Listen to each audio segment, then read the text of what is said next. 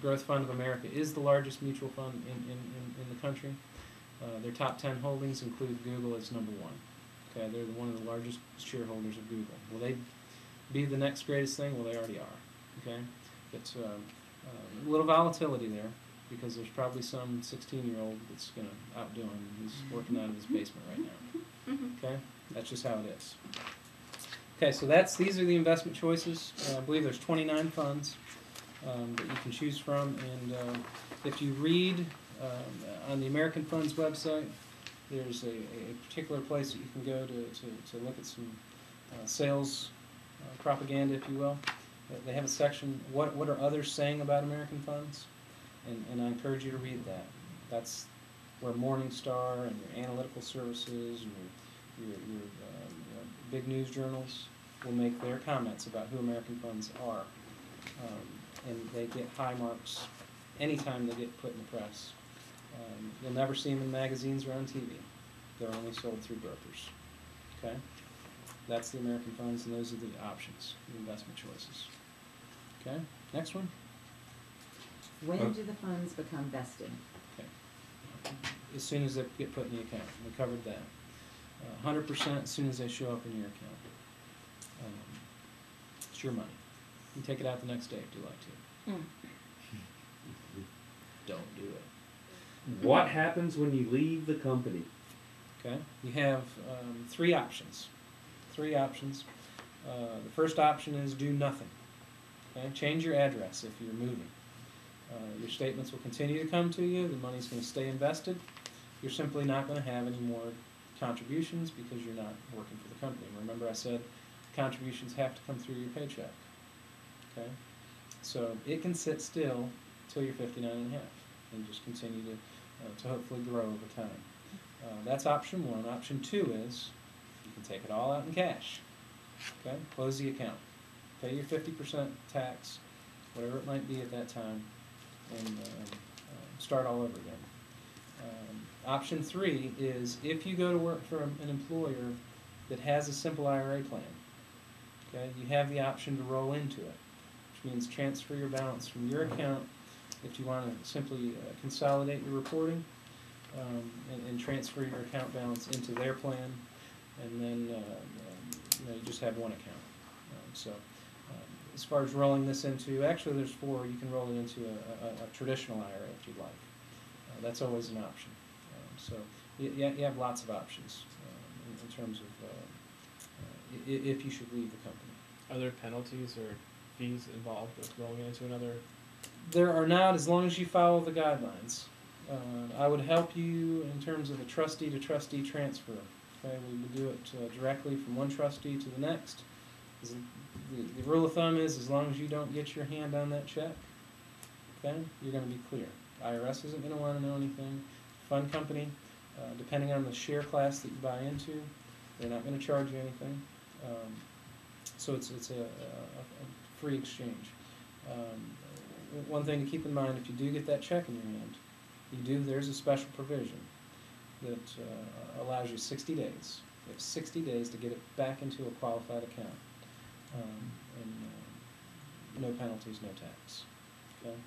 But I would encourage a direct transfer if that were ever to happen. Okay? It's a good question. Does that cover the if you leave the company? Mm-hmm. Money is not taxed when we put in, but is it taxed when we take it out, and how much is taxed? Right. The entire account's tax deferred. Okay, so when you pull it out, every dollar you take out is going to be taxed. I commonly get the question, why would I want to do that? If I'm going to get a tax break now, I'm going to have to pay taxes later. It doesn't seem like I accomplish anything. Okay, I can show you some calculations should you want to call me, and show you how tax deferred growth works. Okay, if you don't have to pull money when you start to invest, when you don't have to pull money out of your pocket to pay taxes on the earnings, the money will grow faster. Okay, it will compound and grow much faster. And over a 20 or 25 year period, the difference is tremendous, tremendous. Plus, when you retire, decide, hey, it's time for me to take this money out, you can now control how much comes out. you sit down with your tax advisor, and if you're at this right here at this bracket, then one of the lower brackets, you can do some planning. You're in complete control when you're taking it out.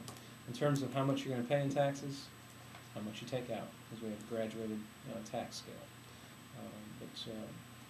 The key is, I always ask the folks that are kind of hung up on, well, I'm going to have to pay tax when I take it out. I always ask them, well, if you don't do anything, what will you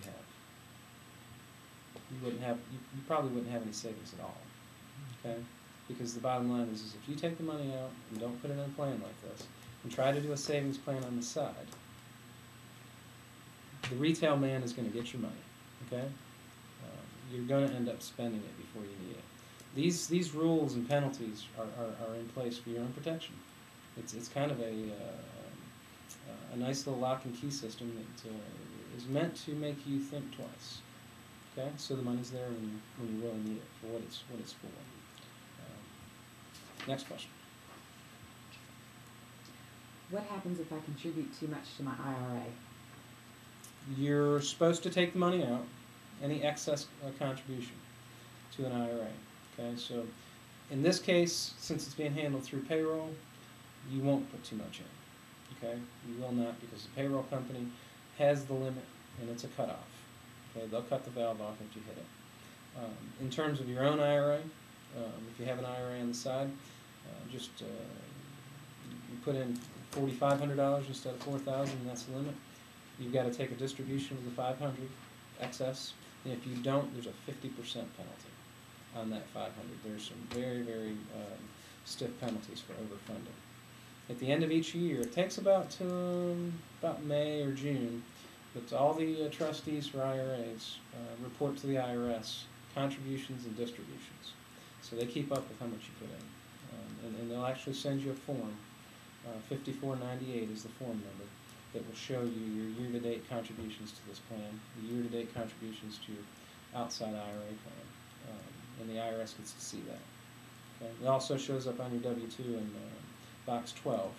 It'll show you how much was taken out of your check that year, okay, with a code S. But everyone has the option of contributing up to $10,500 That's right.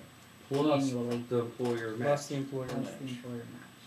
That's right. So if you were making $50,000 a year and you contributed $10,500 a year, you could also contribute $1,500 on your own plus the $1,500 employee match. So That's right. you could contribute $13,500 per year. That's right. That's right. Which it may not apply to anybody in this room right now, but if you're married and your spouse has a significant income and you're saving Gives you together, you gives can you some put flexibility. $13,500 into the account every year before the tax man gets it. That's right. That's right. Okay. So marriage has some benefits too. That's good. There are benefits. How does an IRA work is the next question. I think that we've sort of explained that. It's a vehicle that's been around for a long, long time. Believe it or not, they weren't tax deductible or deferred until 1986. Okay. When that came into play, everybody wanted one. Okay, everybody wanted one because it's a way to simply shelter money from the IRS and save on your own. There are trillions in these type of accounts. Okay, it's not a new thing.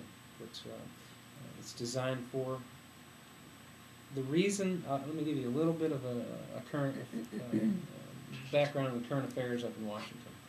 Okay, the reason they're being so aggressive about these type of plans is because the writing's on the wall. Okay, the Social Security system was not set up as a retirement system. Okay, it was set up to help people that were needy. Okay, and I think my personal opinion is it is going to be means tested. It's already being means tested on the tax side, but I think you're going to see Social Security start to fall off in terms of what you receive as a benefit based on what you have.